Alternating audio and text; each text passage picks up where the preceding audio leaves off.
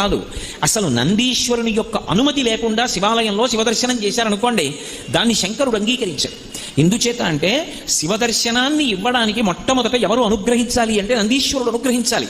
ఎక్కడి నుంచి వచ్చింది నందికా శక్తి శివపరివారంలో అంటే శిలాదుడు అని ఒక మహర్షి, ఆయన మహానుభావుడు.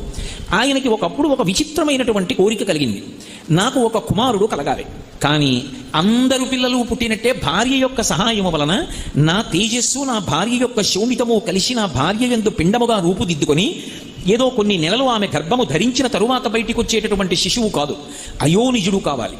స్త్రీ గర్భము నుండి బయటికి రానివాడయ్యి ఉండాలి, అయోనిజుడు కావాలి. 2, ఆ పిల్లవాడికి మరణం ఉండకూడదు, ఇక పిల్లవాడు శరీరం అన్నది విడిచిపెట్టకూడదు. 3, వాడు పరమశివుడితో సమానమైనటువంటి స్థాయిని పొంది ఉండాలి అనుగ్రహంలో.